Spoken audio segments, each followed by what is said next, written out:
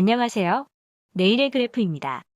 아직 상장하지 않았지만 언젠가 상장할 것으로 예상이 되는 항공택시 분야의 두 회사인 릴리움과 조비를 비교해 보려고 합니다.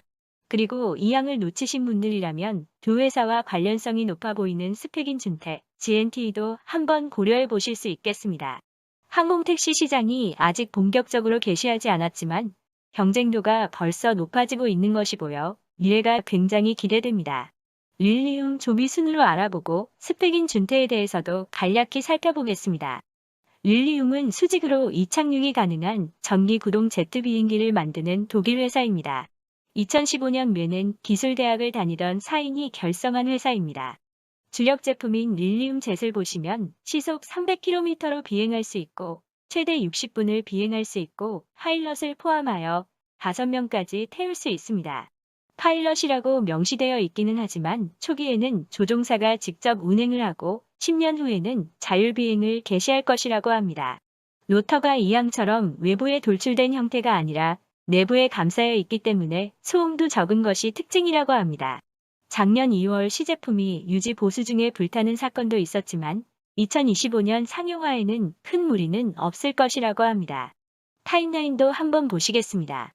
2015년 설립 이후 지금까지 누적 투자액은 3.8억 달러이고 총 인력은 500명 수준입니다. 2016년 아토미코가 1,000만 불을 투자했고 2017년 시리즈 B는 텐센트와 LGT가 추가로 투자자로 진입했습니다.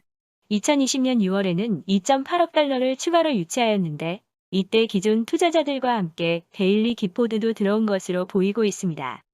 2019년 처음으로 5인용 프로토타입이 이착륙에 성공했습니다. 본격적인 운영은 2025년에 예상되고 있기 때문에 아직 기다려야 할 시간이 꽤 남아 있다고 보겠습니다.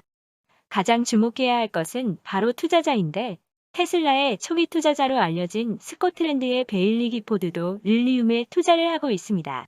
총 1,317명의 임직원을 보유하고 있고 약 2천억 파운드를 운용하고 있습니다. 이 중 테슬라는 약 3,500만 주를 보유 중인데 시가로 약 150억 달러 수준입니다. 그만큼 항공택시의 성장 가능성을 높게 보고 있다고 하겠습니다. 릴리움은 도심 내 항공 쪽으로 집중할 것으로 보입니다. 이항이 도심 내 이동에 집중할 것으로 보이기 때문에 영역이 바로 겹치지는 않는다는 점도 긍정적입니다. 이러한 움직임은 항공택시 시장을 더욱 확장하는 데 기여할 것으로 보여집니다.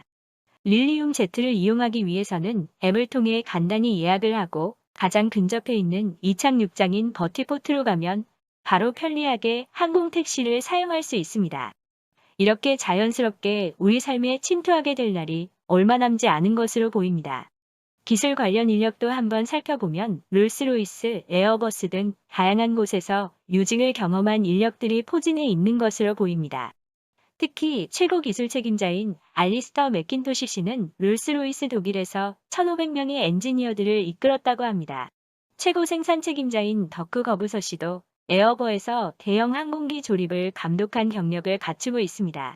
독일에서 생겨난 신생 기업이기 때문에 유럽 각국에서 확장하는 것에 대해서는 유리한 고지를 가지고 있을 것으로 보입니다. 릴리움은 유럽을 넘어 미국으로도 확장을 준비하고 있습니다. 세계적 인프라 기업 페로비알은 플로리다 지역에서 최소 10개 이상의 버티포트를 설립하는 기본 협약을 체결하기도 했습니다. 이를 통해 플로리다 주요 도시를 커버하는 항공택시망을 구축할 계획입니다. 사우스 플로리다의 첫 번째 버티포트 위치는 2021년 봄에 발표할 예정이라고 합니다. 레모 거버 릴리움 최고운 영책임자에 의하면 이용 요금은 초기에는 여객기 비즈니스 클래스 수준의 요금이 될 것이라고 합니다. 하지만 가격이 계속 낮아져서 출범 5년에서 10년 후에는 자동차를 운행하는 수준으로 가격을 떨어뜨릴 수 있을 것이라고 합니다.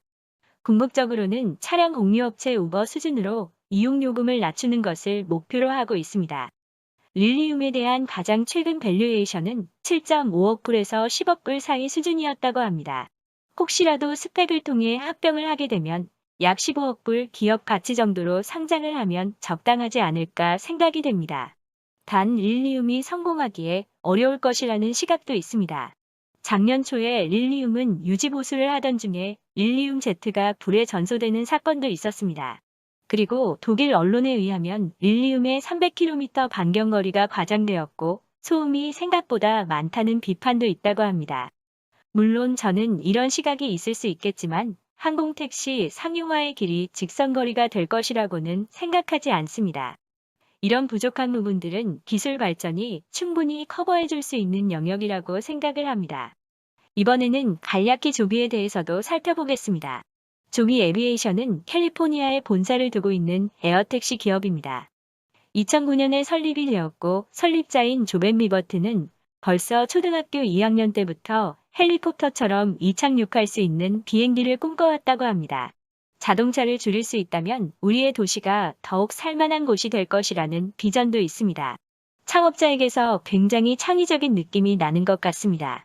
현재 조비 에이베이션을 본격적으로 시작하기 전에 이전 회사들의 본사는 태평양을 내려다볼 수 있는 목초지에 공동체적인 장소를 마련했다고 합니다.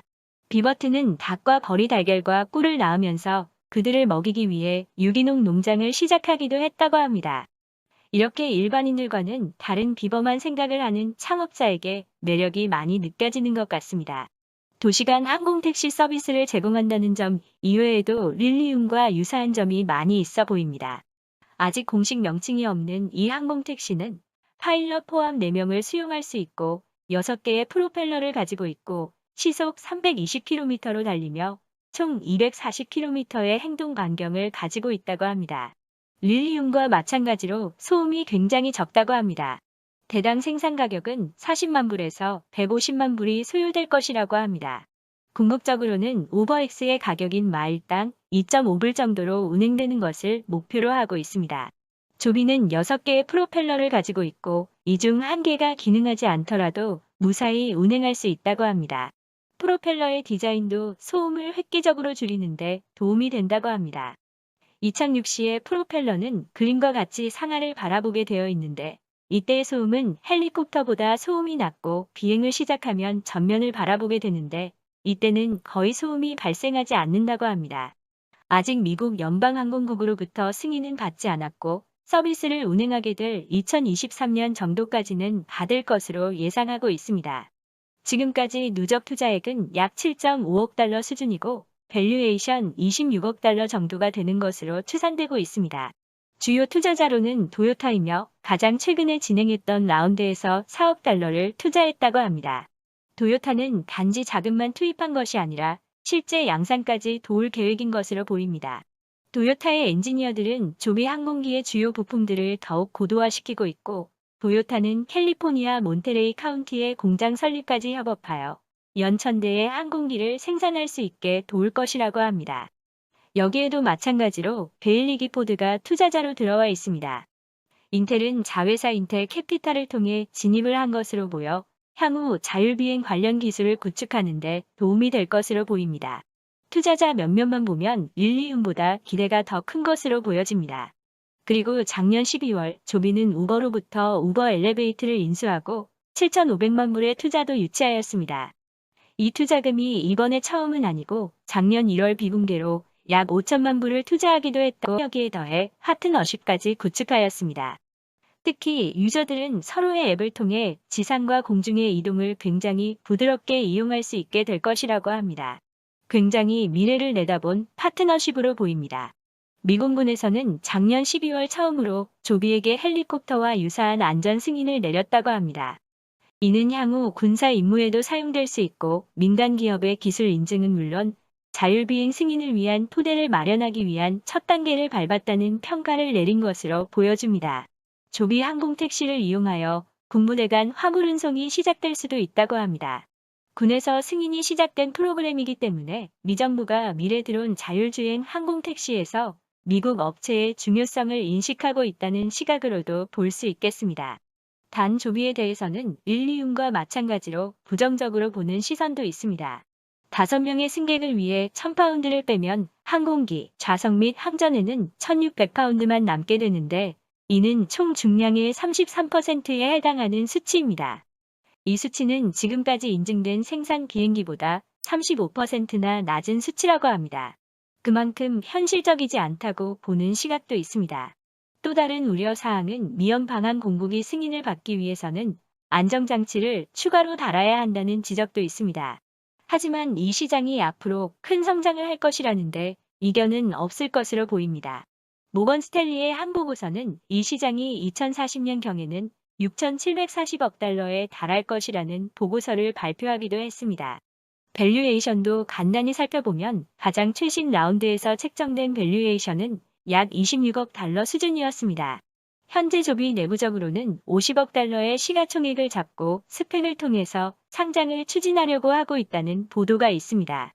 마지막으로는 구체적으로 합병 목표 분야를 가지고 있는 스펙인 준태에 대해서 알아보겠습니다. 발음이 불편한 측면이 있어서 준태라고 부르는 게 훨씬 편하게 들리는 것 같습니다. 준태는 항공, 항공우주, 방위, 도심항공, 그리고 이머징 기술을 갖춘 약 7.5억 달러의 회사 가치를 갖추고 있는 기업과 합병을 추진하는 스펙입니다. 어떻게 보면 금액이 릴리움과 가장 잘 맞는 것으로 보입니다. 아무래도 조비는 현재 목표 시가총액이 50억 달러 수준이기 때문에 준태의 크기가 2억 달러인 것을 감안하면 파이프 투자자를 감안하더라도 크기가 조금 안 맞아 보이기는 합니다. 준태와 릴리움의 가능성을 높게 보고 있는 것은 인력들에 기인하기도 합니다. 대부분 항공 및 우주 쪽과 굉장히 연관성이 높은 분들입니다. 좌측 아래에 계신 분은 로널드 슈가라는 분인데 세계에서 가장 큰 항공 우주 및 방위 관련 업체 중 하나인 노스롭 그루먼의 전 CEO이기도 합니다. 이 화려한 경력 이외에도 이분은 현재 우버, UBER의 회장 겸 애플 AAPLA 이사회 멤버 중 한 명입니다. 잔태의 공동 CEO 중 한 명은 켄 리치는 다수의 개인 제트 브랜드를 보유하고 있는 플렉스젯과 플라이트 옵션의 소유자라고 합니다. 다른 글에서 참고해서 봤을 때 플렉스젯을 전용기의 우버와 유사하다고 부르는 사람들도 있습니다.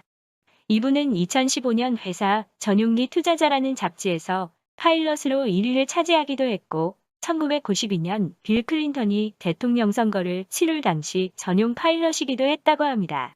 비행업계에서는 굉장히 영향력이 있는 인물로 보여집니다.